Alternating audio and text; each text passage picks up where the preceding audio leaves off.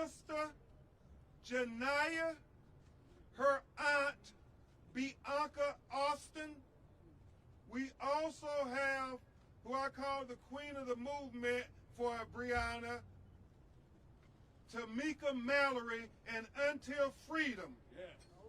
We also have the Breonna Square activists who are present with us today. And Attorney Baker and Aguiar and I know without a shadow of a doubt, without the activist community saying her name, there is no way we would have gotten this far with all over the world people saying Breonna Taylor's name. Say her name. Breonna Taylor. Also, we are joined by a man who did an incredible thing this morning.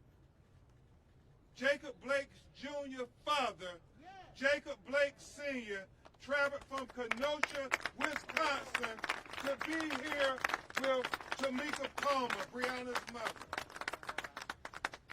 And so we also have State Representative Charles and State Representative Charles Booker and State Representative Attica, who are present, Attica Scott, who are present with us today. Fresh out of jail for standing for Breonna Taylor. Now that's the transformation of leadership we need in America as we head into this November 2nd election that matters so much for so many reasons. But for this moment in particular, this moment matters for Breonna Taylor. So if you were marching for Breonna Taylor, if you were exercising your First Amendment rights for Breonna Taylor, if you were protesting for Breonna Taylor, if you signed a petition for Breonna Taylor, we need you to go sign a ballot and vote on November 2nd for Breonna Taylor. November 3rd. I'm thinking early voting. Early voting. You know, obviously, Tamika Palmer and her entire family, her father is here from Michigan. Yeah, give him a round of applause. Breonna Taylor's entire family is heartbroken, devastated, and outraged, and confused, and bewildered, just like all of us, as to what did Kentucky Attorney General Daniel Cameron present to the grand jury? Did he present any evidence on Breonna Taylor's behalf? Or did he make a unilateral decision to put his thumb on the scales of justice to help try to exonerate and justify the killing of Breonna Taylor by these police officers, and in doing so, make sure that Breonna Taylor's family never got their day in court, never got their chance for due process, and in essence, denied them justice. That's why we are standing here today, united in solidarity, declaring we have been saying all along, the grand jury will be two justice systems in America. One for black America and one for white America. And this has been emphasized by this grand jury proceeding into the killing of Breonna Taylor. You know, Sam Aguiar, it's kind of ironic when you think about the message that is being sent from this grand jury ruling. It's like they charged the police for missing shooting bullets into black bodies, but not charging the police for shooting bullets into black bodies. Where that happen at?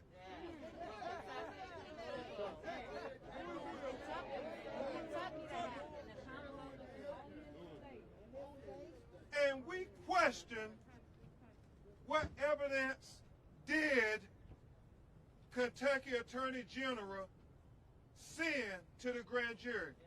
Did he tell them about the probable cause affidavit that had a lie on that affidavit, which was the basis for which the judge signed this no-knock warrant in the first place to allow them to be at Breonna's apartment and bust open her door?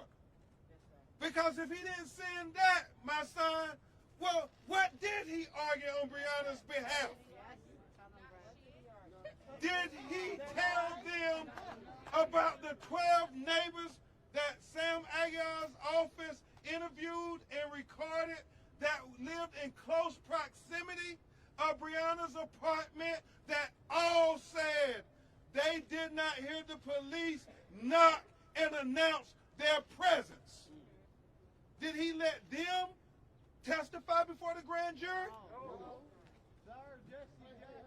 Did he allow the one neighbor who they keep proclaiming that heard the police knock and announce testify before the grand jury, even though, Tamika, as I understand, on 2 previous occasions, he declared that he did not hear the police knock and announce.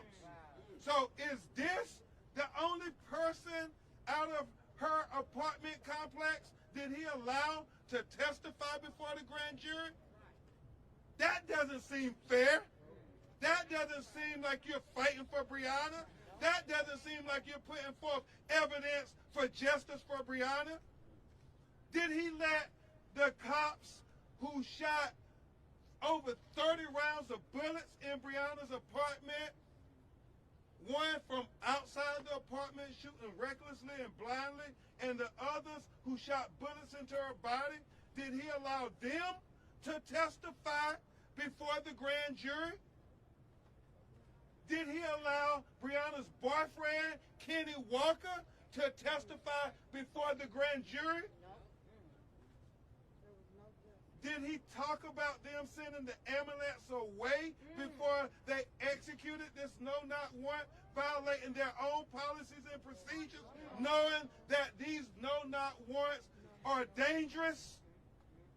And it was foreseeable that somebody could be injured, a citizen or police or a third-party innocent bystander like Breonna Taylor, who lived in that apartment, who had every right to legally be in that apartment, who did not have a gun, was only clothed in her night clothes, and had every right to live and breathe in her apartment. Did he present that to the grand jury? Well, if he didn't present these things to the grand jury, what kind of sham grand jury proceeding was this? A sham. Dog and pony show. Sham. Kangaroo court. It follows a pattern. It follows a pattern, Bianca, of the blatant disrespect and marginalization of black people, but especially black women in America who have been killed by police. Because part of Breonna's legacy will always be, just like Trayvon Martin and Michael Brown raised America's consciousness level and attention to Black Lives Matter, Breonna's legacy will be that black women life matters too.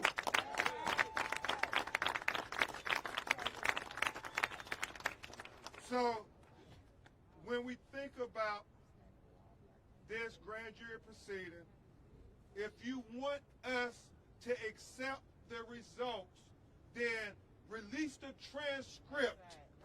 Release the transcript so we can have transparency. And if you did everything that you could do on Breonna's behalf, You shouldn't have any problem whatsoever, Daniel Cameron, to releasing the transcript so that we can see you fought for all of Kentucky's citizens, especially including Tamika Palmer's daughter, Breonna Taylor. Release.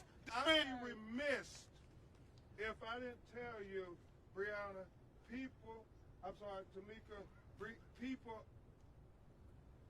who are in the fraternity that you're in from all over America, a fraternity that no parent wants to be in, but far too many black mothers and fathers are part of, have sent their pledge of support to stand with you.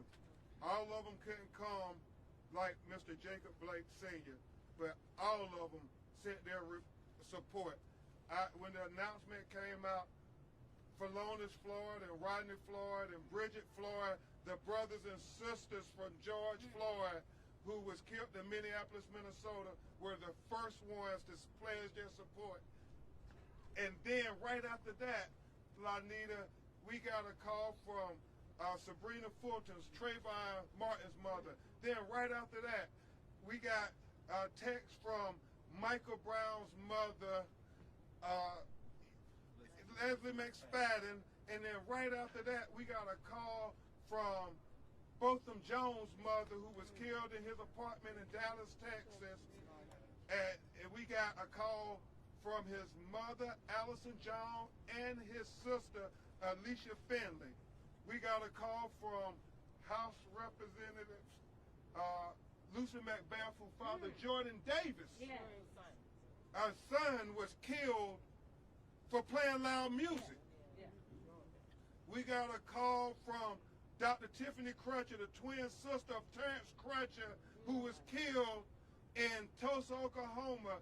That was hands up, don't shoot on video, Tamika. We got a call from Gwen Carr, Eric Gardner's mother from Staten Island, New York. We got a call from Tamir Rice's mother, Tamaria Rice. We got a call from Minneapolis, Minnesota, Philando Castile's mother. We got a call from Stephon Clark's brother, Stephante, and grandmother, who was killed in Sacramento, California. We got notified that Sandra Bland's mother is pledging her support to be with you.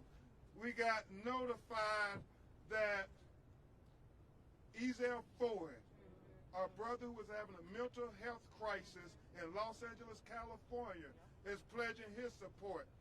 Dijon Kinsey, who was shot 15 times 2 weeks ago in the back by the Los Angeles County Sheriff's Department. I left Los Angeles coming here. His aunt, who raised him, literally wept for you, even though she had just lost her nephew, who she raised as her own son. Joseph Richardson's mother, Baton Rouge, Louisiana. I mean, the list goes on and on and on. So we are here declaring in Breonna Taylor's name, enough is enough, America. Enough.